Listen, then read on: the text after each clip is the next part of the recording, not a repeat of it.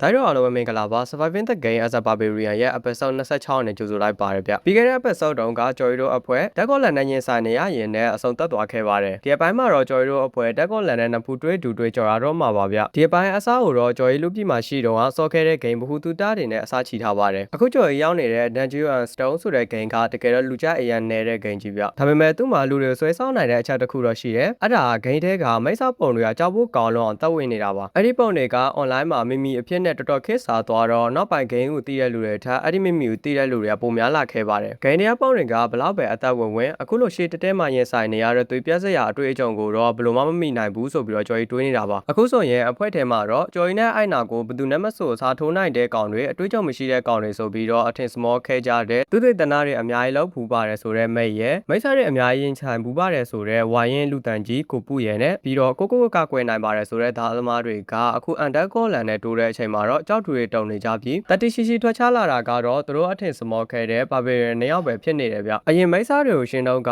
coffee ရဲ့ level so high ဖြစ်နေတဲ့မိတ်ကလည်းအမူးလွတ်နေတဲ့အတိုင်းအခုထိအန်နေပြီးကိုပူကတော့ကြောက်နေပြီးတတိလက်လွတ်နေလို့အန်တက်ကောလန်ထွက်တဲ့အရေးတွေမျက်စိနဲ့မှန်သွားပါတယ်ကျော်ရီကလည်းဒီအချိန်တွေကိုသူမကိုက်တွယ်ရင်ဒီအန်တက်ကောလန်လက်ချက်နဲ့ငါတို့ရဲ့အကုတ်စမုံသုံးကြတော့မှာပဲဆိုပြီးတော့အန်နာကိုပူအဝေးခေါ်သွားပြီးအာရိုရာကိုကောက်ွယ်ထားလို့အမိတ်ပေးလိုက်ပါတယ်ကျော်ရီကအန်တက်ကောလန်ရဲ့လှောက်ရှာမှုတွေကိုငါသိတယ်သူကအဝေးမှရှိတဲ့ရန်သူတွေကိုအလောင်းပုံးနဲ့လှမ်းပစ်တတ်တာအနီကလာတဲ့ရန်သူမှန်သမျှကိုတော့သူ့ရဲ့အေယာမှာလက်မောင်ကြီးတွေနဲ့ဆွဲယူပြီးဝါမျိုးသွားမှာဒါပေမဲ့ဒီတိုက်ခိုက်မှုတွေကပုံတဲ့အတိုင်းပဲမို့ရှောင်တရားမခတ်ပါဘူးဒါပေမဲ့အန်တက်ကောလန်ကြီးကရုပ်ပိုင်းဆိုင်ရာအားအနည်းဆုံးဖြစ်တဲ့အာရိုရာကိုပဲပြတ်မှတ်ထားမှာဒီကောင်ကြီးကိုတိုက်ဖို့ဆိုရင်အာရိုရာရဲ့အကူအညီလိုတယ်ဒါကြောင့်အာရိုရာပြန်တတိကလာတဲ့အချိန်အထိဒီကောင်ယူမြူဆွဲထားရမယ်ဆိုပြီးတော့တွက်ချက်နေပါတယ်အဲ့ဒီအချိန်မှာပဲအာရိုရာကအနိုင်နိုင်ယုံထားပြီးတော့ဂါထာတစ်ခုရွတ်လိုက်တဲ့အခါမှာတော့အန်တက်ကောလန်ကြီးမိဖုတ်ခံထားရတယ်လို့ဖြစ်သွားပါတယ်ကျော်ရီတယောက်ထဲသာသူ့ရဲ့အပြင်အရေးပြားကိုလောင်ကျွမ်းလုံးမယ်ဆိုရင်အကြိုက်အချိန်ပေးရမှာဗျဒါပေမဲ့အာရိုရာကတော့မော်ဂါထာတစ်ခုတည်းနဲ့တင်အန်တက်ကောလန်ကိုမီလောက်ထိုင်သွင်းနိုင်လိုက်ပါတယ်အဲ့ဒီအချိန်မှာပဲ system ကနေအန်တက်ကောလန်ရဲ့အရေးကွန်ပြက်စီသွားပါပြီဆိုတဲ့ message ဝင်လာပါတယ်ဒါပေမဲ့ပွဲကမပြီးသေးဘူးဗျအဲ့ဒါနဲ့ကျော်ကြီးကအန်တက်ကောလန်ကအဆင့်ခွန်ရှိတဲ့ monster တစ်ကောင်ဖြစ်ပေမဲ့သူ့ရဲ့အလောင်းကောင်းတွေနဲ့လောက်ထားတဲ့တန်ချက်ကပြက်စီသွားပြီဆိုရင် barbarian နှစ်ကောင်တည်းနဲ့တဲ့အလဲထိုးနိုင်တဲ့ဟေးဆိုပြီးတော့အန်နာကိုစစ်ကူတောင်းပြီးတော့နှစ်ယောက်သားတစ်ပြိုင်နဲ့ကျော်ရင်စမုတ်တုံးပေးလိုက်ပါတယ် system ကနေလည်းအန်တက်ကောလန်ကိုနိုင်ပြီး AHP 3မှတ်ရတယ်ဆိုပြီးတော့ message ထပ်ဝင်လာပါတယ်ကကောင်းစားနဲ့ပဲအန်တက်ကောလန်စီကအဆန်တစ်ခုကျလာပါတယ်အနာကတော့မယုံနိုင်အောင်ဖြစ်နေပေမဲ့ကျော်ကြီးကတော့ဟုတ်ပါတယ်ဒါကအန်တက်ကောလန်ရဲ့အဆန်ပဲ risk ဆိုတာကစွန့်သားသူတွေအတွက်ယတနာတိုက်ကြီးရဲ့တကားတစ်ခုလိုပဲတာဝန်နေရာတွေစီမှာမတွေ့ရတဲ့အစင်းမြင့် monster တွေစီကနေအိမ်မက်တော့မမတ်ရဲတဲ့တံပိုးကြီးပစ္စည်းတွေအပြင် monster အဆန်တွေရရှိနိုင်ခြေပါတိတိကျကျမြင့်တက်လာလို့အတွေ့အကြုံရမှ EHP ငတ်မောနေတဲ့လူတယောက်အတွက်တော့ရွှေတွင်တစ်ခုလိုပါပဲဒါပေမဲ့ငါတို့အများကြီးခရီးဆက်ခဲ့ပြီးဒီလောက်အထိနက်နက်ရှာရှာရောက်လာမှာပထမဆုံး essence ကိုရတာတော့တော်တော်ထူးဆန်းတယ်ဒီအန်တက်ကောလန်ကိုငါတို့ဘာသာငါတို့ပဲအပြည့်ရှင်ထားတာဆိုတော့ဒီ essence ကလည်းငါတို့ရပိုင်ခွင့်အပြည့်အဝရှိတယ်ပစ္စည်းခွဲဝေတုံးကလည်းဒီအကြောင်းသဘောတူညီမှုလောက်ထားပြီးသားပဲဆိုပြီးတော့အနာကိုပြောပြနေပါတယ်ကျော်ကြီးကလည်းအန်တက်ကောလန်ရဲ့ essence ကိုတွေ့ရလိုက်မယ်လို့မထင်ခဲ့ပေမဲ့သူလိုချင်တဲ့ essence ကတော့ဒီကောင်ကြီးရဲ့ essence မဟုတ်ဘူးဗျသူကပြန်လဲကူသားနိုင်စွမ်းအတွက် Duffy ရဲ့ essence နဲ့ခွာကြည့်ဖို့အတွက် Camera Wolf ရဲ့ essence ကိုပဲမှန်ထားတာဗျဒါပေမဲ့အန်တက်ကောလန်ရဲ့ essence ကိုယူလိုက်ရင်ရမယ့် step bound တွေကထန်းအကောက်ွယ်ယူဖို့တိုက်ခိုက်တဲ့သူတွေအတွက်အတော်တင်းတော်တယ်ဗျအဲ့ဒီအချိန်ကိုပူကလည်းသူကိုယ်သူအတွေးကြုံများပြီးတမလားပါတယ်ထင်ခဲ့ပေမဲ့တကယ်တမ်းအန်တက်ကောလန်နဲ့တွေ့တော့အကြောင်းလွန်လို့လောက်တော့မလုံနိုင်ဘူးဆိုကရှက်ကိုရှက်ကန်နဲ့ဝန်ခံနေပြီးဂျွိုင်းနဲ့အန်နာကိုကျေးဇူးတွေဇွတ်တင်နေပါတယ်တကယ်ဂိမ်းထဲမှာသာဆိုရင်ဒီလိုအဖွဲ့မျိုးနဲ့အန်တက်ကောလန်ကိုအေးဆေးလေးရှင်းနိုင်မှာပါအဲ့လိုအာသာချက်တွေရှိနေပေမဲ့စိတ်ပိုင်းဆိုင်ရာပြဿနာကြောင့်ပဲရှုံသွားမလို့ဖြစ်တာကိုစဉ်းစားမိတော့ဒါကဂိမ်းတရားနဲ့မတူဘူးဆိုတာဂျွိုင်းသဘောပေါက်လာပါတယ်နောက်တော့အာရာကလည်းအခုလိုနောက်ဆက်ဖြစ်သွားတဲ့အတွက်တောင်းပန်ပါတယ်ဒါပေမဲ့လည်းငါ့မီမန်တန်နဲ့ကူညီပေးနိုင်ခဲ့လို့တော်သေးတာပေါ်လို့ကြွားလုံးပြန်ထုံးနေပါတယ်အဲ့ဒီအချိန်မှာပဲကျော်ကြီးကဝေစုခွဲမဲ့အကြောင်းကိုစပြောလာပါတယ်ငါတို့မင်းတို့အတော့ကဲခဲ့တာနော်အဖွဲအတွက်လည်းအများကြီးလုပ်ပေးခဲ့တာဆိုတော့နောက်ဆုံးခေါင်းဆောင်တက်လို့ရလာတဲ့ risk down ကိုတော့ငါတို့ပဲယူမယ်ဆိုပြီးတော့အသာစီးယူပြီးတော့စပြောလာပါတယ်ကိုပူကတော့သူတို့သာမရှိရင်ငါစမုတ်တုံးနေလောက်ပြီးဆိုပြီးတော့လိုလိုလလလက်ခံလိုက်ပေမဲ့အာရိုရာကတော့ဒီချီတော့ဘာဘီရီယန်တွေအကူညီခံရတာကြတော့အထက်မပြောပဲသူတို့လုပ်ပေးခဲ့တဲ့အကြောင်းတွေပဲအရင်စီဦးဖောင်းနေတယ်လို့စိတ်ထဲကနေတွေးနေပြီးဒီကိစ္စကိုငါလက်မခံနိုင်ဘူးနတို့လို့ချင်းနောက်မှပဲလေးလံဆွဲယူလေဆိုပြီးတော့ကန်လန်တိုက်နေပါတယ်ဒါပေမဲ့ကျော်ကြီးကအန်တက်ကောလန်ရဲ့ accent ရှိတယ်ဆိုပြီးပြောလိုက်တော့မှ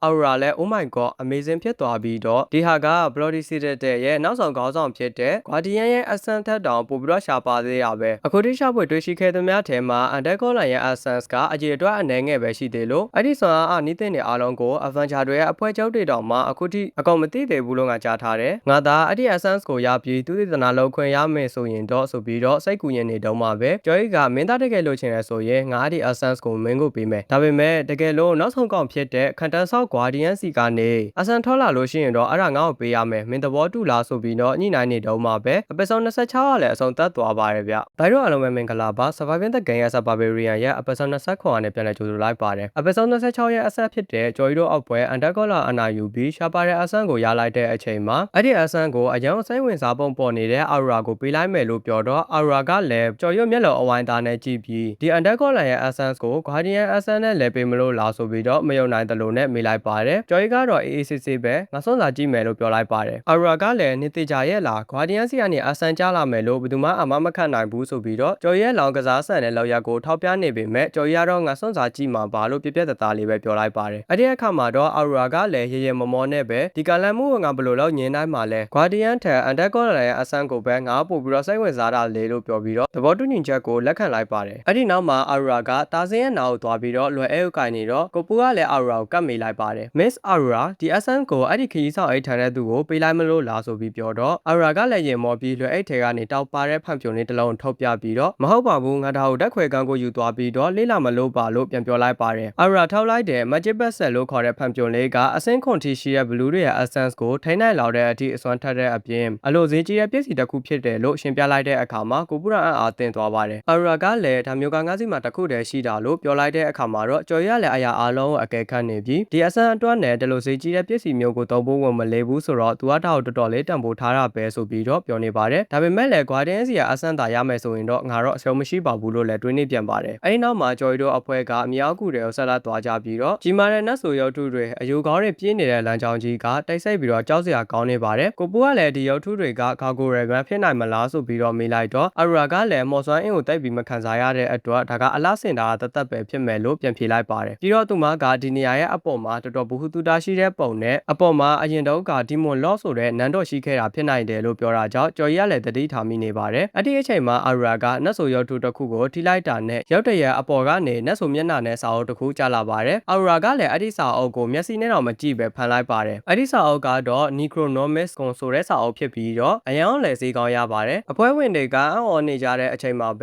ဲအာရာကစာအုပ်ဆိုတာဘ ഹു တုတာကိုမျိုးဆက်တစ်ခုကနေတစ်ခုစီလက်ဆင့်ကမ်းပေးတဲ့မော်ပစ္စည်းပဲဆိုပြီးတော့ကြွားလောင်းထုံးနေတော့ကျော်ကြီးကလည်းစာအုပ်ထဲမှာဖတ်ပူတာလို့တခါတည်းပြောလိုက်ရင်ရတာပဲဆိုပြီးတော့အတွင်စိတ်တွေကနေမကြည်မနှက်ဖြစ်နေပါတယ် Necronomicon ဆိုတဲ့စာအုပ်က Damage Knowledge တွေပါတဲ့စာအုပ်တစ်အုပ်ဖြစ်ပြီးတော့ဈေးကွက်မှာအရန်တန်တဲ့ပစ္စည်းတစ်ခုလည်းဖြစ်ပါတယ်ကျော်ကြီးကတော့ဒီပစ္စည်းကိုနောက်မှတတိတ်လေလာယူဖို့စဉ်းစားထားပေမဲ့လည်းအာရာကအရင်စာတွေးသွားတာကြောင့်သူရဲ့အစီအစဉ်လည်းပြတ်သွားခဲ့ရပါတယ်အာရာကဒီစာအုပ်ကိုငါပဲတင်ထားမယ်ဘာလို့လဲဆိုတော့ငါရဲ့ဘူးတူတာနဲ့ရှာတွေးတာမို့လို့ဆိုပြီးတော့အဖွဲ့ဝင်တွေကိုပြောလိုက်တဲ့အခါမှာကိုပူကလည်းမင်းသဘောအတိုင်းပါပဲငါတို့မှာ distortion spell မရှိတော့အပြင်ထုတ်ရင်ဒီပစ္စည်းကပျက်စီးသွားမှလေလို့ပြောလိုက်ပါတယ်ဒါပေမဲ့ကျော်ကြီးက Necronomicon ဆိုတာပုံမှန်ပစ္စည်းတစ်ခုပဲနေအောင်ကြီးနဲ့ထိတဲ့အခါပျက်စီးမသွားအောင်ကာကွယ်ပေးတဲ့ distortion spell မလို့ဘူးဆိုတာကိုကောင်းကောင်းသိနေပါတယ်အာရာကလည်းဟန်ဆောင်ပြောနေရပြနေတော့ကျော်ကြီးကလည်းကြည်နေပြီးသူလည်းဒီအချက်ကိုသိနေတာပဲလို့စိတ်ထဲကနေပြောလိုက်ပါတယ်ဒါပေမဲ့အရင်ကသူတို့တွေးခဲ့တဲ့ရုပ်ထုထဲမှာရှိတဲ့လိုအပ်ပစ္စည်းကိုတော့အာရာမသိတာကိုကျော်ကြီးစိတ်ထဲမှာမသိင်္ဂါဖြစ်နေတော့ပါပဲဒီလိုနဲ့အဖွဲ့ကမြောက်ကူကိုဖြည်းဖြည်းချင်းစူးစမ်းရင်းနဲ့ဂါဂိုရယ်ရုပ်ထုတွေ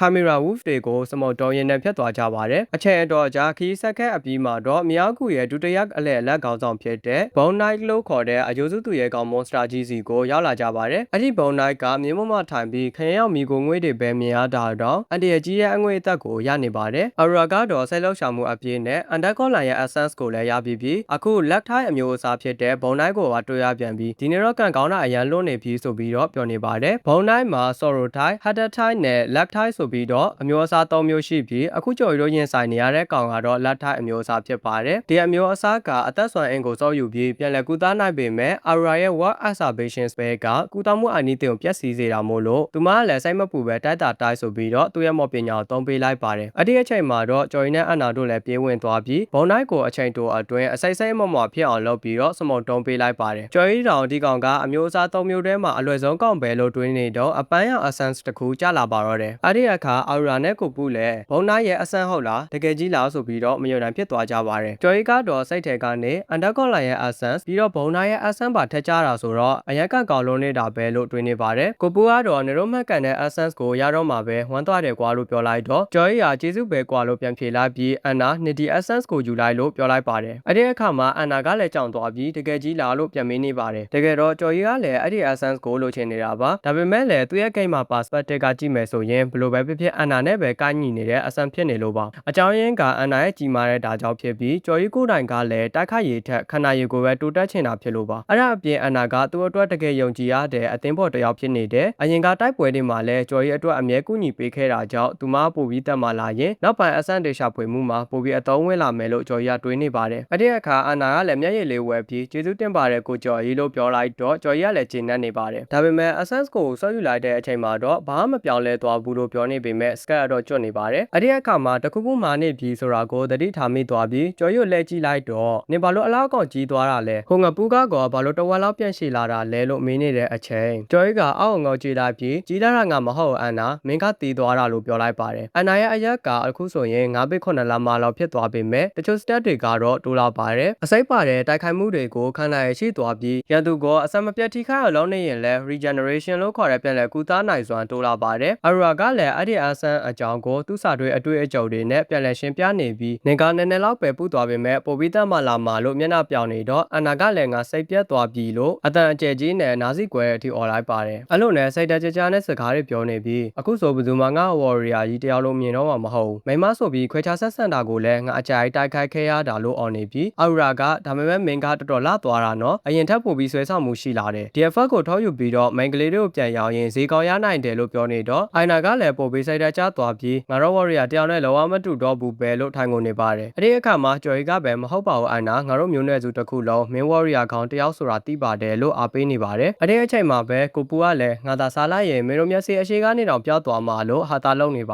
တယ်အရူရာကလည်းမြို့ထဲပြန်ရောက်ရင်အဆန်းဆုပ်ယူထားတဲ့နေရခန္ဓာကိုယ်ကိုလေ့လာလို့ရမလားဆိုပြီးတော့ကန်လန်းနေပါတယ်ကျော်ရီကလည်းအန်နာရဲ့အနာမှာဒူးထောက်ထိုင်ပြီးတော့ဆက်ယူအေးထားအန်နာနေရ ability အသစ်ကိုနေတင်ကြိုက်သွားမှာလို့ပြောနေတော့မှပဲလက်ဖီတကောင်သူတို့အရှိမပေါ်လာပါတယ်ကျော်ရီကတော့အန်နာကိုနေရအစွမ်းအသစ်ကိုဒီကောင်ကြီးနဲ့စမ်းသပ်ကြည့်လိုက်တော့လို့ပြောတော့အန်နာကလည်းငါ warrior တယောက်မဟုတ်တော့တာတောင်အလောက်ကလုံးနေရတော့ပဲလို့မျက်နှာပြပြနဲ့ပြောပြီးဘီဟေလာလို့တလုံးချင်းရွတ်ရည်နဲ့ခေါက်လိုက်တဲ့အခါမှာတော့တပွဲလုံးအံ့ဩသွားပြီးကိုပူးဆိုရင်တစ်ချက်ထဲနဲ့တော့စမုံတုံးလိုက်တာလားလို့ပြောနေပါတယ်အန်နာကလည်းသူကိုယ်သူပြန်အံ့ဩသွားပြီးဒါဆိုငါက warrior တယောက်အဖြစ်နဲ့ဆက်ရှိနေသေးတာပေါ့နော်လို့ပြောတော့ကျော်ရီကမဟုတ်ဘူးနေရပို့ကျန်တဲ့ warrior တယောက်ဖြစ်သွားတာလို့ပြောရင်နှစ်ယောက်သာလက်တီမြောက်ရင်အောက်ဘဲခံနေကြပါတယ်အဲ့ဒီအချိန်မှာကျန်တဲ့အဖွဲသားတွေကတော့သူတို့နှစ်ယောက်ကတော့တော်တော်အတွဲညီတာပဲလို့ပြောပြီးထွက်သွားကြပါတယ်အချိန်တကူအကြမှာတော့လမ်းဆုံးသွားပြီးကြီးမားတဲ့တန်တကားကြီးတစ်ချက်အရှိကိုရောက်လာကြပါတယ်ဒီတကားနောက်မှာရှိတာကငါတို့နောက်ဆုံးရင်ဆိုင်ရမယ့် monster ဖြစ်တဲ့ guardian ဆိုတဲ့ခံတပ်ဆောက်ပဲလို့အလုံးအခက်မှန်နေကြပြီးကိုပူးဆိုရင်ငါမင်းတို့နဲ့ဒန်ဂျီယိုကိုလာခဲ့တာအရန်ပြောတယ်ကွာအခုခွဲခွာရတော့မယ်ဆိုတော့စိတ်မကောင်းတော့ဖြစ်မိတယ်ဆိုပြီးတော့ပြောနေပါတယ်အရူရာကလည်းငါလည်းအတူတူပဲဝမ်းနေမိတယ်ဒါကြောင့်ငါမှန်တာတွေဆိုလို့ရှိရင်လည်းဖူတိုင်းအဗတ်ချာတွေလောက်ကုန်ကြတာကိုလို့ပြောနေပါတယ်ကျော်ရဲစိတ်ထဲမှာတော့ဒီပွဲမကြိုက်ခင်ပြီးတော့မှ guardian စီယာအဆန်ကလည်းရပါမလားမသိဘူးလို့ဆိုရိုက်နေပြီးဒီနေ့ကအရန်ကန့်ကောင်းတဲ့နေ့ပဲရလောက်မှပါလို့ပြန်တွေးနေပါတယ်အဲ့ဒီအချိန်မှာပဲရုတ်တရက်အေးဆက်တဲ့အတွေ့တစ်ခုသူ့စိတ်ထဲမှာပေါ်လာပါတယ်ငါရဲ့ဘဝမှာတကယ်တော့အခက်အခဲတစ်ခုမှမရှိပဲချေချောမွေ့မွေ့ပြတ်တန်ခဲ့ရတယ်ဆိုတာတစ်ခါမှမရှိခဲ့ဘူးလို့ဆိုပြီးဇေယုတ်စင်စင်ချင်းမှာကောင်မလေးတယောက်ဖွင့်ပြဖို့ကြိုးစားနေပေမဲ့လည်းအဲ့ဒီကောင်မလေးမှာတခြားတယောက်ရှိနေတာကြောင့်လွဲခဲ့ရတဲ့အမတ်တရားတစ်ခုကိုပြန်လည်အမှတ်ရနေပြီးဒီတစ်ခေါက်လည်းထွက်လဲအောင်မယ်ဆိုရင်ဘယ်ရာတွေဖြစ်နိုင်မလဲလို့တွေးနေပါတယ်အဲ့ဒီအချိန်မှာပဲကိုပူကတကားလက်ကကိုကန်လိုက်ပြီးဂွာဒီယန်ရေငါတို့လာတော့မယ်ဆိုပြီးတော့ပြောနေတဲ့အချိန်မှာပဲကျော်ရတစ်ခုကိုသတိထားမိလိုက်ပါတယ်ဘာလို့တကားလက်ကရအမြဲနေရတော့တခုခုတော့လွယ်နေပြီဆိုပြီးတော့စိုက်ထဲကနေပြောလိုက်ပြီးမဖွင့်နဲ့လို့អော်လိုက်ပါတယ်ဒါပေမဲ့ကိုပူကဆွဲဖွင့်လိုက်ပြီးဖြစ်တာကြောင့်နောက်ကျသွားခဲ့ပါတယ် system ကလည်းနှစ်ချိုင်းစွာအိပ်ပျော်နေတဲ့ logic တကောင်နိုးလာပါပြီဆိုတဲ့သတိပေးချက်ကပေါ်လာပြီးမြင်ကွင်းတစ်ခုလုံးကလည်းအနီအောင်ပြောင်းလဲသွားပါတယ်အရူရာကလည်းအံ့ဩနေပြီးငါတို့ရင်ဆိုင်ရမယ့်ဂွာဒီယန်ကဒက်ကနိုက်ဆိုတဲ့ကောင်ဖြစ်ရမှာမဟုတ်ဘူးလားလို့ပြောနေတော့အထဲမှာစတိုင်ကြကြထိုင်နေတဲ့ monster ကအသက်ရှိနေတဲ့ကောင်တွေကိုမမြင်ရတာတော်တော်ကြာသွားပြီကွာလို့ပြောပြီးရှာရှည်ယူတက်နေပါတယ်အရူရာကလည်းဒီကောင်ကဗန်ပါယာကြီးဟာဂွာဒီယန်ကပြောင်းသွားလားဆိုပြီးတော့ထိုက်လျက်တဲ့မျက်လုံးနဲ့ကြည့်နေပါတယ်ဗန်ပါယာတွေကပုံမှန်ဆိုရင် floor စစ်ဒါမှမဟုတ်အဲ့ဒီထမ်းမြင်တဲ့ floor တွေမှာပဲတွေ့ရတာဖြစ်ပြီးတော့သူတို့အခုချင်းဆိုင်နေရတာကရိုးရိုးဗန်ပါယာတော့မဟုတ်ပါဘူး elite boss level လောက်တောင်ရှိတဲ့အပြင်ကိုပိုင်နာမည်နဲ့ညံလဲကောင်းတဲ့ကောင်ဖြစ်ပါတယ်အဲ့ဒီအခါဗန်ပါယာကနေတို့ဘယ်ကလာကြတာလဲလို့မေးလိုက်ရင်အပစ်ဆုံး29လဲပြီးဆုံးသွားပါတယ်ဗျ။တိုင်းတော့အလုံးပဲမင်္ဂလာပါ Surviving the Game as a Barbarian ရဲ့အပစ်ဆုံး28ရာနေပြန်လဲကြိုဆိုလိုက်ပါတယ်ဗျ။အပစ်ဆုံး28ရာအစမှာ monster တွေရဲ့ကွာခြားမှုတွေကိုရှင်းပြထားပါတယ်။ပုံမှန်မဟုတ်တဲ့ monster တွေကိုအစင်သတ်မှတ်တဲ့အခါ run alike ၄မျိုးခွဲခြားလို့ရပြီးတော့ပထမတစ်ခုကတော့ veteran လို့ခေါ်ပါတယ်။ veteran ဆိုတာက stat တူညီတဲ့ monster တစ်ကောင်တည်းကနေလေးသမားဓာသမားစသဖြင့်ပြန်ခွဲသွားတဲ့အကောင်မျိုးဆိုလိုပါတယ်။နောက်မျိုးစားတစ်ခုက Elite Monster ပါ Elite Monster ဆိုတာက floor တစ်ခုစီမှာအင်အားအကြီးမားဆုံး monster တွေဖြစ်ကြပြီးတော့ second floor မှာကျော်ရိုးရင်ဆိုင်ခဲ့ရတဲ့ Death Velo လိုကောင်မျိုးဖြစ်ပါတယ်နောက်မျိုးစားတစ်ခုကတော့ Ra ဖြစ်ပြီးတော့အဲ့ဒီကောင်တွေ့ရဖို့ဆိုရင်တိကျတဲ့အခြေအနေတစ်ခုလိုအပ်ပါတယ်ဥပမာပြောရရင် Undead Golem လိုမျိုးကျော်ရိုးရင်ဆိုင်ခဲ့ရတဲ့အကောင်မျိုးဖြစ်ပြီးတော့ Minute Special Chat လို့ခေါ်တဲ့အလွန်ရှားပါတဲ့အကောင်တွေကလည်း Ra အမျိုးစားတွေမှာပါပါတယ်နောက်ဆုံးအမျိုးစားတစ်ခုကတော့တခြား monster တွေထပ်ပို့ပြီးတော့အရေးကြီးပြီးတော့ပို့ပြီးတော့ unique ဖြစ်တဲ့ကောင်မျိုးဖြစ်ပါတယ်သူတို့ကတော့ Elite Ball လို့လူသိများကြပါတယ်ဘာဖြစ်လို့လဲဆိုတော့သူတို့မှကိုယ်ပိုင်နာမည်တွေကိုယ်ပိုင်တန်တာရည်တွေတော့ရှိကြလို့ပါဗျဂိမ်းအကြောင်းတွေကိုသေချာလေးရှင်းပြပြီးကျော်ရီတို့ရဲ့အခြေအနေကိုပြန်ကြည့်လိုက်တဲ့အခါမှာတော့ခွေပြေဝက်ပြေးနေရပါတယ်ကိုပူကတော့အံ့ဩလုံးမေကိုနဲ့အများကြီးမင်းနေပြီးတော့ကျော်ရီကတော့ဒါတွေမမေးပဲနဲ့ပြေးစရာရှိတာပြေးစမ်းပါကွာလို့ပြန်ပြောလိုက်ပါတယ်အာရူရာကလည်းတကယ်ပဲ Guardian က Elite Ball ဖြစ်နေတာလားငါတို့တော့ smoke တုံးပြီပဲလို့ပြောနေပါတယ်အဲ့လိုနဲ့ကျော်ရီတို့အဖွဲ့တို့ဆက်ပြေးနေကြပြီးကျော်ရီရဲ့စိတ်ထဲမှာတော့ငါဂိမ်းပွဲတွေကိုထောင်နဲ့တောင်နဲ့ချီစော်ခဲ့ဘူးပေမဲ့ဒီလို Vampire နဲ့တွေ့တဲ့အဖြစ်အပျက်မျိုးတော့တစ်ခါမှမကြုံဘူးဒါပေမဲ့တခြား player တယောက် Vampire နဲ့ရင်ဆိုင်ခဲ့ရတဲ့အဖြစ်အပျက်ကိုတင်ထားတဲ့ဗီဒီယိုတော့ငါကြည့်ခဲ့ဘူးတယ်လို့တွေးနေတုန်းမှာပဲအာရူရာကမေကွန်တစ်ခုကိုဖြတ်မေးလိုက်ပါတယ်နင်တကောင်းမဖွင့်ခင်တုန်းကဘလို့ကြိုတီးနေတာလဲလို့အာရူရာကမေးလိုက်တော့ကျော်ရီကလည်းပြေးစရာရှိတာပြေးစမ်းပါကွာလို့ပြန်ဖြေလိုက်တဲ့အခါအာရူရာကငါခြေထောက်နဲ့ငါပြေးနေရတာမှမဟုတ်တာငါမေးရတာဖြေစမ်းပါလို့ကျော်ရီကိုပြောနေတော့ကျော်ရီကလည်းငါရဲ့မသိစိတ်တွေကနေတီးနေတာပါလို့ပြောလိုက်ပါတယ်တကယ်တော့တကားလက်ကိုက်နီးနေတာကြောင့်ဖြစ်ပြီးသူကြည့်ခဲ့ပူတဲ့ gameplay ဗီဒီယိုကိုပြန်တတိယသွားလို့ပါကျော်ရဲ့စိတ်ထဲမှာတော့ဒီအရာကိုသာငါစောစောတတိထားမိခဲ့ရင်ဒီလိုမျိုးညင်းဆိုင်နေရမှာမဟုတ်ဘူးလို့တွေးပြီးစိတ်ထဲမှာမတင်မကြဖြစ်နေပါတယ်အဲ့ဒီအချိန်မှာပဲကိုပူးကငါတို့က Guardian မရင်ဆိုင်ရင်ဒီကနေဘယ်လိုထွက်မှာလဲတပြန့်တိုက်ကြမလားလို့ပြောတော့ကျော်ကြီးကငါတို့မှလွတ်လပ်တစ်ခုပဲရှိတော့တယ်အဲ့ဒါကအပေါ်ဆုံးအထက်ကနေအောင်ကြီးရတဲ့နေရာကိုသွားဖို့ပဲလို့ပြောလိုက်ပါတယ်အဲ့ဒီအချိန်မှာငါမဖိတ်ခေါ်ပဲရောက်လာတဲ့အရင်ဆိုင်တော်သားလေးတွေ့ဆိုတဲ့အတန်ကိုကြားလိုက်ရပြီးတော့ Vanchi Fu Supply ဆိုတဲ့စွမ်းအားနဲ့သွေးစောဖောက်ကောင်ရသူတို့ရှေ့ကိုရောက်ချလာပါတယ်အဲ့ဒီအချိန်မှာအာရူရာကလည်းအလုံးမျက်လုံးမိတ်ထားကြလို့ပြောလိုက်ပြီးသူ့ရဲ့ spell တစ်ခုထုတ်တော်လိုက်တဲ့အခါမှာတော့ပတ်ဝန်းကျင်တစ်ခုလုံးလင်းထိန်သွားပါတယ်ဂျော်ရီတို့မျက်လုံးပြန်ဖွင့်ကြည့်လိုက်တဲ့အချိန်မှာတော့သွေးစောဖောက်ကောင်ရပျောက်နေပြီးအနာကလည်းဟိုကောင်ပဲပျောက်သွားတာတုံးလို့ထားអော်လိုက်ပါတယ်တကယ်တော့ခုနသွေးစောဖောက်ကောင်တုံးသွားတဲ့ Vanchi Fu Supply ဆိုတဲ့စွမ်းအင်ကသွေးစောဖောက်ကောင်ရဲ့အများဆုံးတုံးကြတဲ့စွမ်းအင်ဖြစ်ပြီးတော့တနေရာနဲ့တနေရာအမြန်ဆုံးကူပြောင်းနိုင်တဲ့ teleport စွမ်းအင်မျိုးဖြစ်ပါတယ်ရုပ်တရက်ငါတို့ရဲ့အာရူရာကြီးတိုက်ခိုက်ခံလာရပြီးဆိုတဲ့အတောင်ကြော်ရကြားလိုက်တော့လက်ကြည့်လိုက်တဲ့အခါမှာဒါစင်ပွေးချီထားတဲ့အာရူရာကချောင်းရိပ်စိုးနေပြီးတော့သွေးတွေပါပါးစပ်နဲ့အန်နေပါတယ်ကြော်ရလည်းလန့်သွားပြီးဒီကောင်ဘလို့လောက်ပြီးတိုက်ခိုက်လိုက်တာလဲငါသိထားတဲ့ vampire ထဲမှာတော့ဒီလိုအတွင်ပိုင်းတိုက်ခိုက်ပူတဲ့ကောင်တစ်ကောင်မှမရှိဘူးမဟုတ်မှလွယ်ရောဒီကောင် monster တစ်ကောင်စီက essence ကိုပဲယူလိုက်မိလို့လာလို့ဆိုပြီးတွေးနေပါတယ်ရုပ်တရက်သူကတတိပြန်ကတ်လိုက်ပြီးတော့ငါတို့အပေါ်တက်အောင်မြင့်မြတ်ဆုံးသွားမှဖြစ်မယ်ဆိုပြီးတော့သူ့အဖွဲသားတို့အမိတ်ပေးလိုက်ပါတယ်အဲ့ဒီအချိန်မှာကိုပူးကလည်းအပေါ်တက်သွားမဲ့လမ်းကိုအာရူရာတယောက်ပဲတီးတာမဟုတ်လားငါတို့ဘလို့ဆက်လောက်ကြမလဲလို့ပြောနေတဲ့အချိန်မှာကျော်ရလည်းငါလည်းတီးပါတယ်ဟာလို့ပြန်អော်လိုက်တော့နေက bloody စီတက်တဲ့ကိုအခုမှရောက်ပူတာမဟုတ်လားဘလို့လို့တီးတာလဲလို့ပြန်អော်နေပါတယ်ကျော်ရလည်းငါကလာခဲ့တဲ့လမ်းတစ်လျှောက်လုံးအလွန်မှတ်ထားခဲ့တာငါနောက်သာလိုက်ခဲ့စံပါလို့ပြောတော့ကိုပူကလည်းတိုက်တော့မယုံပေမဲ့လိုက်သွားခဲ့ပါတယ်အဲ့လိုနဲ့သူတို့ကတနေရာပြီးတနေရာကိုကြော်ဖြတ်ပြေးလာကြရင်နဲ့အပေါ်တက်တဲမဲတကားပေါက်ကိုတွေးသွားပါတယ်အဲ့ဒါကြောင့်ကိုပူကလည်းနေရာတကယ်ပဲလာခဲ့တဲ့လမ်းတစ်လျှောက်လုံးအလွန်မှတ်ခဲ့တာလားငါတော့မယုံနိုင်ဘူးလို့ပြောနေတဲ့အချိန်မှာပဲအနာကနေသွေးစုပ်ဖောက်ကောင်ရဲ့အရေးကိုတွေးလိုက်ရပါတယ်အဲ့ဒီအချိန်မှာကျော်ကြီးကငါတို့ရောက်ဖို့နည်းနည်းပဲလို့တယ်ပြေးထားကြလို့ပြောလိုက်ပြီးတပွဲလိုအားနဲ့မှန်နဲ့ပြေးလိုက်တဲ့အခါမှာအပေါ်ဆုံးအထောက်ရောက်သွားကြပေမဲ့သွေးစုပ်ဖောက်ကောင်ရဲ့အရေးမဲကြီးကအပေါ်ထိတောင်ဆက်လိုက်လာတာကြောင့်အနောက်မှာရှိနေတဲ့အန်နာတို့ကလန့်သွားကြပါတယ်ဒါပေမဲ့သွေးစုပ်ဖောက်ကောင်ရဲ့အမောက်ဆွမ်းအားကနေအောင်ကြီးကိုမခံနိုင်လို့အထဲကိုပြန်ဝင်သွားတဲ့အခါမှာတော့ကျော်ကြီးတို့လည်းစိတ်အေးသွားခဲ့ရပါတယ်ကိုပူကလည်းကျော်ကြီးကဒီနေရာတွေကိုအလွန်မှတ်ပြီးပြေးလာခဲ့တယ်လို့လုံးဝမယုံနိုင်ဖြစ်နေတဲ့အကြောင်းကိုပဲဆက်ပြောနေတော့အန်နာကလည်းဟုတ်တယ်လေဘာလို့လဲဆိုတော့ဒါကငါတို့ရဲ့အမိုက်စာဝေါ်ရီယာကျော်ကြီးဖြစ်လို့ပဲလို့ပြောလိုက်ပါတယ်ကိုပူကလည်းအမိုက်စာဝေါ်ရီယာကျော်ကြီးဟုတ်လားငါကြည့်ရတော့ဒီကောင်မှအလားလာတော့ရှိတာပဲတိတ်မကြခင်မှာ तू ကပုံမိုက်တဲ့ကောင်ဖြစ်လာမှာလို့ပြန်ပြောလိုက်ပါတယ်ကျော်ကြီးကလည်းတိတ်မကြခင်နှွေဝင်တော့မှာကွာငါတို့ဒီမှာအချိန်ကြာနေလို့မရဘူးမြန်မြန်သွားမှဖြစ်မယ်လို့ပြောလိုက်တဲ့အခါမှာဒါစင်းစီကနေလည်းအကြံတစ်ခုထွက်လာပါတယ်ဒီရဲ့ရဲတိုင်းအပြင်ဘက်ကိုသာနည်းနည်းငါတို့ထွက်သွားမယ်ဆိုရင်အဆောက်အုံအပြက်တွေရှိတယ်အဲ့ဒီမှာပုံစရနေရတယ်လည်းအများကြီးရှိမှာပဲလို့တွေးနေပြီးဒါပေမဲ့အာရူရာကအရန်အောင်အခြေအနေစိုးနေတာငါတို့ဒီမှာပဲနာမဖြစ်မယ်လို့ပြောလိုက်တဲ့အခါမှာကျော်ရဒေါသတကြီးနဲ့ပြန်អော်ပါတော့တယ်ဒီမှာသာငါတို့စမ်းနေရင်နေဝင်တာနဲ့ငါတို့အားလုံးစမုတ်တုံးသွားမှသဘောပေါက်ရဲ့လာလို့ပြောလိုက်တဲ့အခါမှာဒါစင်ကလည်းသဘောပေါက်ပါပြီဒါဆိုဆက်သွားကြမယ်လို့ပြန်ဖြေလိုက်ပါတယ်အဲ့လိုနဲ့ခရီးထက်ဆက်ကြရင်နဲ့အပြက်စီတွေနာရောက်တော့ခဏလောက်နာကြပါတယ်အဲ့ဒီအခြေအနေကိုကျော်ရအခွင့်ကောင်းယူပြီးတော့အကြံတစ်ခုထုတ်နေပါတယ်အဲ့ဒါကတော့အန်နာနေသိမ့်မကောင်းလာခင်မှာသူမသိအောင်လို့အရင်ကယူဖို့မင်းနေခဲ့တဲ့ရုပ်ထုတွေကအရာတစ်ခုကိုယူဖို့ပါအဲ့လိုနဲ့ကင်းလဲတလို့စတိုင်ဖမ်းပြီးတော့ရုပ်ထုနာကိုသွားပြီးခေါင်းဖြတ်လိုက်တဲ့အခါမှာတော့ Tear of Godness ဆိုတဲ့ Sibling တစ်ခုတွေ့ရပါတယ်သူကအဲ့ဒီ Sibling ကိုဖနက်ကြားထဲမှာအမြန်ပဲဝတ်ထားလိုက်ပြီး Aura နောက်သွားကြည့်လိုက်တဲ့အခါမှာ Aura ကနိုးနေပါ ပါတယ်အဲ့ဒီနောက်မှာငါတို့တခုခုထူဆန်းတယ်နော်ငါတို့ဘယ်လိုလုပ်ပြီးတော့ vampire လက်ကလွတ်လာတာလဲလို့ပြောတဲ့အချိန်မှာကြော်ရလည်းစကားလွှဲပြီးတော့အဲ့ဒါတွေထားလိုက်စံပါတိတ်မကြခင်နေရဝင်တော့မယ်သူကငါတို့ပြန်လာတိုက်တော့မှာလို့ပြောလိုက်ပြီးသူတက်ခိုက်တော်ကနေဘယ်လိုခံစားလိုက်ရလဲလို့ပြန်မေးလိုက်တဲ့အခါမှာတော့တိတ်တော့မသိကြပေမဲ့ကုဆန္ဒကျင်တက်တဲ့ပိန်ရှီယာရင်ဖြစ်မလားမသိဘူးလို့ပြောလိုက်တဲ့အခါမှာကြော်ရချက်ချင်းသဘောပေါက်သွားပါတယ်ပိန်ရှီယာရင်လို့ခေါ်တဲ့နာကျင်မှုမျိုးက trial အဲ့ monster တက်ကောင်စီကနေရတာဖြစ်လောက်တယ်လို့တွေးနေပြီးနေပဲအချိန်လောက်ပြန်တက်တာမှလဲလို့ Aurora ကိုပြန်မေးလိုက်ပါတယ် Aurora ကလည်းနောက်ထပ်မိနစ်20လောက်ဆိုတက်တာမယ်ထင်တာပဲဒါမဲ့ trial 7 monster ကိုတော့9ကလောက်ပဲခုခံနိုင်တော့မယ်လို့ပြောလိုက်တဲ့အခါမှာကြော်ရရဲ့စိတ်ထဲမှာဒါကတော့လုံးဝအဆင်မပြေဘူးလို့ပြောနေပါတယ်ပြီးတဲ့နောက်မှာကြော်ရနောက်ထပ်မေကွန်းတစ်ခုကိုထပ်မေးလိုက်ပြီးတော့နေအောင်ကြီးရဲ့စွမ်းအင်ကိုစုံယူနိုင်တဲ့ spell ကိုမင်းသိလာလို့မေးလိုက်တဲ့အခါ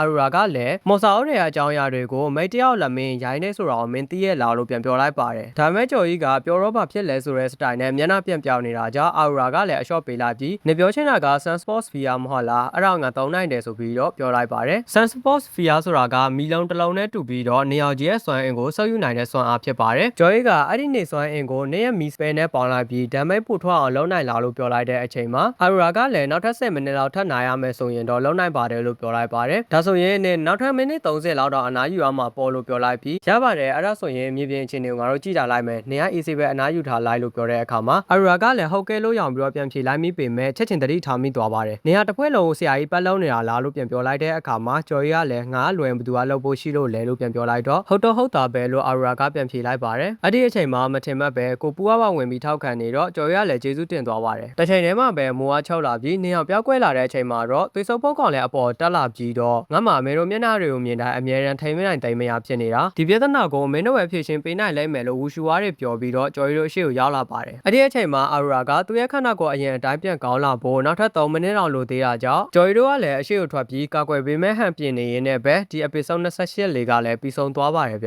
ျဒါတို့အားလုံးပဲမင်္ဂလာပါ Surviving the Game as a Barbarian ရဲ့ episode 29ကနေပြန်လည်ကြိုဆိုလိုက်ပါတယ်ပြီးခဲ့တဲ့ episode 28တုန်းကဗန်ပိုင်ယာသွေးဆုပ်ဖောက်ကောင်ကြီးကသူတို့စီကိုတိုက်ခိုက်ဖို့လာနေပါတယ်ဒီအပိုင်းအစားမှာတော့သွေးဆုပ်ဖောက်ကောင်ကြီးကသူ့ရဲ့အတောင်တွေလက်သေးတွေကိုဆန်ထုတ်လိုက်ပြီးတော့အတန်ပြဲနဲ့អော်နေပြီးကျော်ရီတို့စီကိုချင်းကပ်လာပါတယ်အဲ့ဒီအခါကျော်ရီကလည်းတားစင်းကိုအာရူရာကိုအန်ဒီရဲ့ကင်းတဲ့နေရာတနေရာစီကိုမြန်မြန်လေးခေါ်သွားလိုက်ငါတို့ဒီကောင်ကြည့်ထိန်ထားလိုက်မယ်လို့ပြောလိုက်တဲ့အခါမှာတော့အာရူရာနဲ့တားစင်းတို့ကလည်းအနောက်ကနေလှည့်ထွက်သွားပါတယ်ကျော်ရီတို့ကတော့တိုက်ခိုက်ဖို့အသင့်ဖြစ်နေပြီးတစ်ဖက်မှာသွေးဆုပ်ဖောက်ကောင်ကလည်းသူ့ရဲ့လက်သေးတွေကိုထုတ်ပြီးတော့ခေါ်ဖို့လှုပ်လိုက်တဲ့အချိန်မှာပဲကိုပူကသူ့ရဲ့ဒိုင်နဲ့ဝင်ကပေးလိုက်ပါတယ်ပြီးတော့သွေးဆုပ်ဖောက်ကောင်ကိုလည်းစိတ်ဆူသွားလားဆိုပြီးတော့နောက်တလူလုံးနဲ့ပြောလိုက်တော့သွေးဆုပ်ဖောက်ကောင်တကယ်စိတ်ဆူသွားပြီးသူ့အဆက်မပြတ်ခုတ်ပါတော့တယ်ဒါပေမဲ့အဲ့ဒီအဆက်မပြတ်ခုတ်ချက်တွေကိုကိုပူကသူ့ရဲ့ဒိုင်နဲ့ AC လေးကကွယ်နေတာကိုတွေ့လိုက်ရတော့ကျော်ရီကလည်းတခုသတိထားမိသွားပါတယ်ဒီလိုအန်တီရီကြားထဲကနေကိုအတော့မမှုပဲနဲ့ရန်သူနဲ့ထိတ်တိုင်းရင်ဆိုင်ပြီးခုခံကာကွယ်တယ်ဆိုတာက Iron Test လို့ခေါ်တဲ့ Transformer Monster တက်ကောင်ရဲ့ essence ကိုယူထားမိလို့များလားလို့တွေးနေတော့မှပဲကိုပူရဲ့အမှုရာတွေက Iron Test နဲ့လုံးဝတူညီနေတာဆိုတာကိုသတိထားမိသွားပါတယ်အဲ့ဒီအချိန်မှာကျော်ရီကကိုပူကကွယ်ထားတဲ့အခါမှာငါတို့ဘေးကနေအလစ်ဝင်တိုက်ကြမယ်လို့အန်နာကိုပြောလိုက်ပါတယ်အန်နာကလည်းသွေးဆုပ်ဖောက်ကောင်ကိုဘေးကနေဝင်ခေါက်လိုက်ပေမဲ့လည်းသွေးဆုပ်ဖောက်ကောင်သတိထားမိသွားတော့အနောက်ခုန်ပြီးရှောင်လိုက်ပါတယ်အဲ့ဒီအခါမှာကျော်ရီနဲ့တိုင်းမိသွားပြီးကျော်ရီကသူ့ကိုခေါက်လိုက်ပေမဲ့လည်းသူ့ရဲ့လက်နဲ့အမြန်ဆုံးကောက်ကွယ်လိုက်မိတာကြောင့်ဘာမှမဖြစ်ပဲနောက်ကိုပဲလွန်ထွက်သွားပါတယ်ဒါပေမဲ့ကျော်ရီရဲ့လက်မှာတော့နာကျင်မှုခံစားလိုက်ရတဲ့အတွက်သူ့မှာတိုက်ခိုက်တဲ့သူတွေကိုပြန်ပြီးတော့နာကျင်အောင်လုပ်တဲ့အစွမ်းကိုရှိတာလားဒါတော့လောကမတရားတာပဲလို့တွေးနေတဲ့အချိန်မှာပဲပိုဆိုးတာတစ်ခုကိုမြင်လိုက်ရပါတယ်သွေးဆုပ်ဖောက်ကောင်ကသူ့ရဲ့ဘေးနားမှာရှိတဲ့ကြီးကန်းတစ်ကောင်ကိုအသွင်ပြောင်းနေတာကိုမြင်လိုက်ရပြီးတော့ကြံတဲ့ကြီးကန်းတွေကိုလည်းသူအသွင်ပြောင်းနေမလားမသိဘူးလို့တွေးနေတဲ့အချိန်မှာပဲကြီးကန်းတွေအများကြီးကအသွင်ပြောင်းနေပြီးသူတို့တိုက်ခိုက်ဖို့ရောက်လာပါတော့တယ်အဲ့လိုနဲ့အသေးခံပြီးလောက်ဝင်တိုက်တဲ့ကြီးကန်းတွေကိုကျော်ရီတို့တောင်းရလည်းမနေခုခံနေရပြီးတော့ကြီးကန်းရဲ့သွေးတွေတကူလုံးဆူရွှဲသွားတဲ့အခါမှာကျော်ရီကတခုကိုစိတ်ပူသွားပါတယ်တကယ်လို့များဒီရဲ့သွေးတွေမှာကျိန်စာတွေသာပါလာရင်တော့ငါတို့စမုတ်တုံးပြီပဲလို့တွေးနေတဲ့အချိန်မှာပဲအနာလန်ခေါ်တာကိုကြားလိုက်ရပါတယ်ကျော်ရီရဲ့တခုခုထူဆန်းနေတယ်နော်ဘာမှပြစ်မလဲမသိဘူးလို့ပြောလိုက်တော့ကျော်ရီလည်းကြည့်လိုက်တဲ့အခါသူတို့ရဲ့နှစ်ဖူးတွေပေါ်မှာထူဆန်းတဲ့အရာတစ်ခုကိုတွေ့လိုက်ရပါတယ်အဲ့ဒီအရာကကျော်ရီရဲ့နှစ်ဖူးမှလည်းပေါ်လာပြီးတော့သူရဲ့တွေထဲမှာဒါ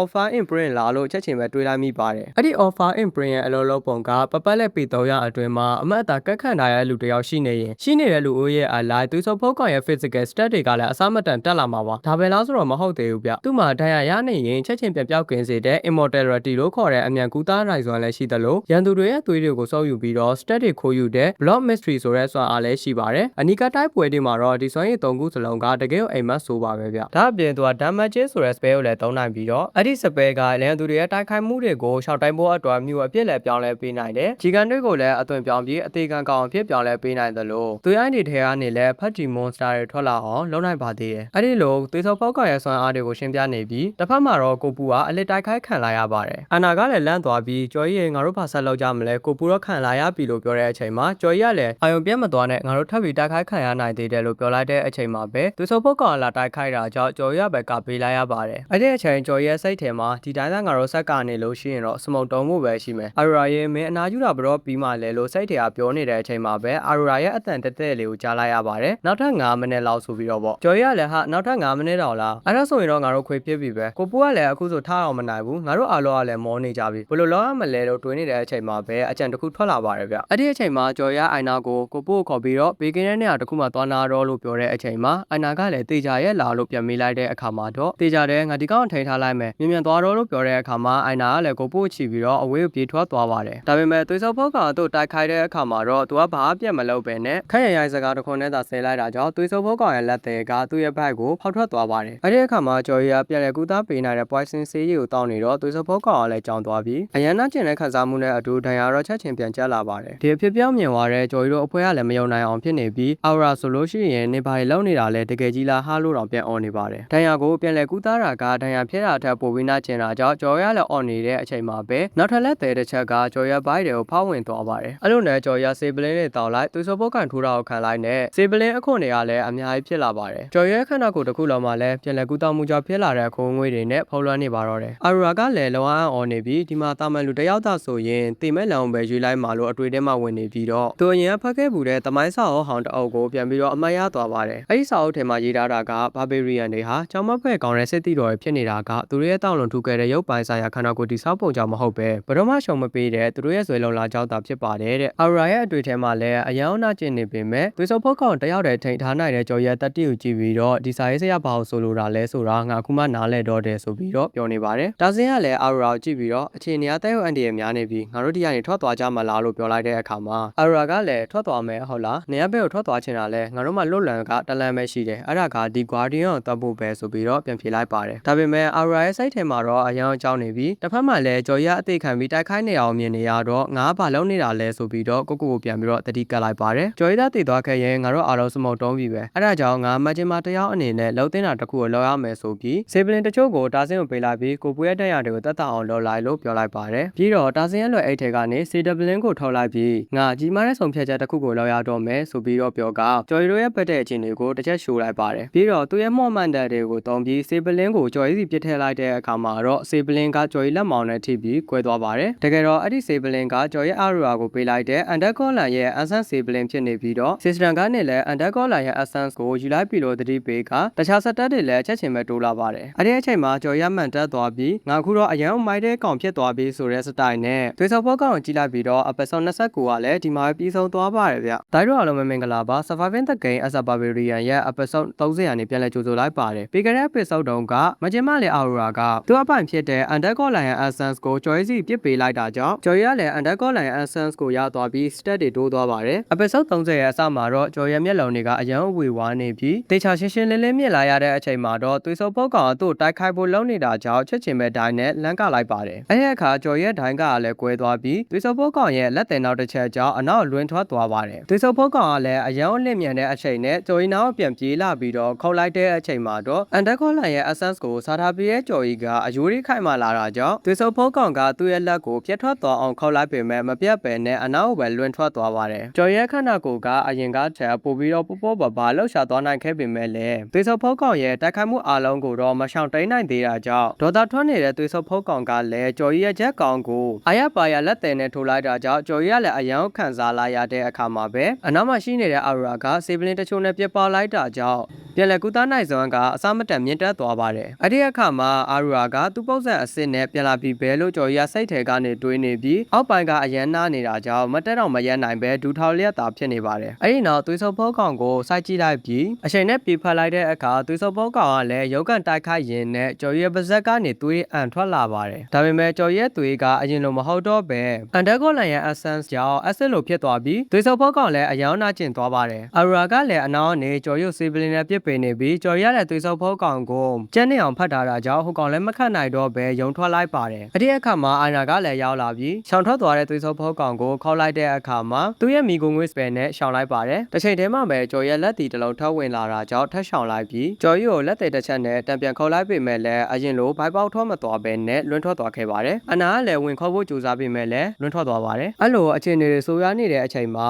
Sunsports VR အသင်းဖြစ်ပြီးကိုကျော်ရီဆိုတဲ့အော်ရာရဲ့အတန်ကိုကြားလိုက်ရတဲ့အခါမှာတော့ကျော်ရီအားပြန်တက်သွားပါတယ်ကျော်ရီကချက်ချင်းပဲသွေးစုပ်ဖို့ကောင်နာကိုပြေးသွားပြီးရှိသမျှအားနဲ့အန်ကျိတ်ပြီးတွန်းထုတ်လိုက်တဲ့အခါမှာတော့သွေးစုပ်ဖို့ကောင်လည်းလွန်းထွက်သွားပြီးအခုငါတို့အလဲပြန်ရောက်ပြီးကွာလို့អော်လိုက်ကကိုပို့လမ်းခေါ်လိုက်ပါတယ်ကိုပို့ကလည်းအော်ရာရဲ့စေပလင်းတွေနဲ့ပေါဆက်ပြီးရလာတဲ့ Lightning ဆိုတဲ့ဆွမ်းအားကိုတုံးလိုက်တဲ့အခါမှာတော့မြင်ကွင်းတစ်ခုလုံးအပြန်အောင်လက်စစ်လိုက်ရင်လည်းဖော်လွှမ်းသွားကကိုပို့ပြလိုက်တဲ့လက်စစ်လုံးကသွေးစုပ်ဖို့ကောင်ဓာတ်ရိုက်ထိသွားတာကြောင့်အဲ့ဒီကောင်လည်းအတိတ်မေ့သွားပါတယ်အဲ့ဒီအချိန်မှာကျော်ရသူ့ရဲ့ဖက်နှက်ကြားတွေကိုလက်နဲ့နှိုင်းနေပြီးသူအရင်ကရုပ်ထုစီယာယူခဲ့တဲ့ TR Orgonet ဆိုတဲ့စေပလင်းကိုနှိုက်ထုံးနေပါတယ်အဲ့ဒီအခါမှာကျော်ရီကငါဒီအခွင့်အရေးကိုစောင့်နေတာကြာပြီးဒါငါပေးရဲ့လက်ဆောင်ကွာယူလိုက်လို့ပြောပြီးတော့စေပလင်းကိုသွေးစုပ်ဖို့ကောင်ရဲ့ပါဇက်ရဲ့ထိုးထည့်ပြီးမေယိုကနေပင့်ထိုးလိုက်တဲ့အခါမှာတော့စေပလင်းကသွေးစုပ်ဖို့ကောင်ရဲ့ပါဇက်ထဲမှာပေါက်ထွက်သွားပြီးဆူရှားတဲ့အပြာရောင်အလင်းတန်းတစ်ခုထွက်လာပါတယ်အဲ့ဒီအလင်းတန်းပျောက်သွားတဲ့အခါမှာတော့သွေးစုပ်ဖို့ကောင်ကြီးကအကျော်သိနေပြီးတစ်ဖက်မှာလည်းအာရူရာက Sunsports VR ဆိုတဲ့မီလုံးကိုထုတ်လိုက်ကကျော်ရီကိုအဲ့ဒီကနေမြင်မြန်ရှောင်ထွက်သွားမဟုတ်ရင်နေပါသေးလိုက်မယ်လို့အော်ပြောနေပါ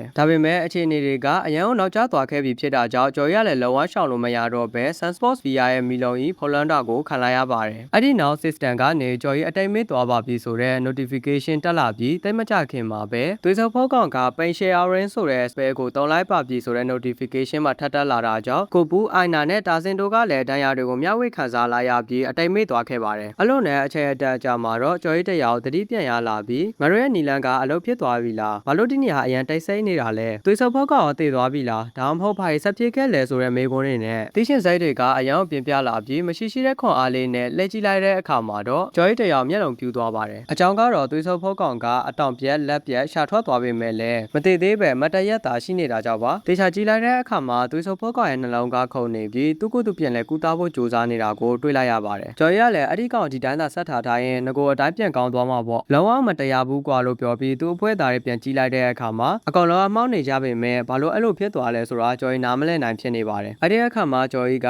ငါဒီအရာတွေကိုတွေးဖို့အတွက်အချိန်မရှိဘူးငါအရန်ရေးကြီးတဲ့အရာတခုကိုလောက်ရမယ်ဆိုပြီးတော့မတရက်လိုက်ပြီးခြေလမ်းကိုတလန်းချင်းလမ်းရင်သွေးစုပ်ဖို့ကောင်နာကိုတိုးသွားပါတယ်အနာရောက်တဲ့အခါတုံချလိုက်ပြီးတေချာကြည့်လိုက်တဲ့အခါမှာတော့သူ့ရဲ့ခန္ဓာကိုယ်တစ်ခုလုံးကနှလုံးသားကိုမထိခိုက်အောင်အပြေအဝကကွယ်ထားပြီးဆိုတာကိုသိလိုက်ရပါတယ်အဲ့ဒီတော့ကျော်ရီကလက်တီကိုမြောက်ပြီးတော့ရင်ဘတ်ကိုထူချလိုက်တယ်ဘာမှမဖြစ်ဘူးနောက်တနည်းအနေနဲ့သူကရင်ဘတ်ကိုခွဲဖို့ကြိုးစားလိုက်တဲ့အခါမှာသွေးစုပ်ဖို့ကောင်ရဲ့သွေးတွေကသူ့ရဲ့လက်ကိုလောင်ကျွမ်းသွားပြီးအရန်နာကျင်နေပါတယ်နာကျင်လုံးမဲ့မဲ့အလုံးပြင်းမဲ့ဆိုတာသိသွားတဲ့ကျော်ရီကသူ့ရဲ့ရင်ဘတ်ကိုရှိသမျှအားနဲ့ခွဲဖို့ကြိုးစားပါတော့တယ်ရင်ဘတ်ကိုခွဲထုံးနေရင်နဲ့ကျော်ရီရဲ့အသက်ကလည်း 1% အောက်ကိုရောက်နေပြီဆိုတဲ့ system notification တက်လာပါတယ်ကျော်ရီကသူ့ရဲ့အနောက်မှာတေမင်းရောက်နေပြီလို့တော့ခန်းစားနေရပြီးတော့တိတ်မကြခင်မှာပဲသူ့ရဲ့အသက်က0% ဖြစ်သွားပါတယ်ဒါပေမဲ့ကျော်ရီကမသိသေးပဲသူ့မှာရှိတဲ့ split တွေကိုကောက်ထောင်လုပ်မယ်လို့ system က notification ပို့လိုက်ပါတယ်ကျော်ရီမှာ split 46ခုရှိပြီးတော့တစ်စက္ကန့်မှာ3ခုကိုကောက်ထောင်လုပ်သွားမှာပါကျော်ရီကလည်းသူသိမှာဂယူမဆိုင်ပဲ vampire သိသွားမို့ကိုသာဂယူဆိုင်နေတာကြောင့် split 3ခုစီစက္ကန့်တိုင်းမှာရော့သွားပြီး16ခုရောက်တဲ့အခါမှာတော့ကျော်ရီကခဏလောက်ရက်လိုက်ပြီးသူ့ရဲ့လက်ကိုပြန်ကြည့်လိုက်တဲ့အခါမှာတော့လက်ကဝတ်ထိပဲကျန်တော့တာကိုသိလိုက်ရပါတယ်အဲ့ဒါကြောင့်ကျော်ရီကသူ့ရဲ့လက်ကိုမတုံတော့ပဲရှိသမျှအားနဲ့သွေးစုပ်ဖို့ကောင်ရဲ့နှလုံးရှိတဲ့နေရာတက်တဲ့ကိုခေါင်းနဲ့ဆောက်ချလိုက်တဲ့အခါမှာတော့အစမ်းရောက်အလင်းတန်းကြီးထွက်လာပြီးသွေးစုပ်ဖို့ကောင်ကိုတတ်တဲ့အတွက်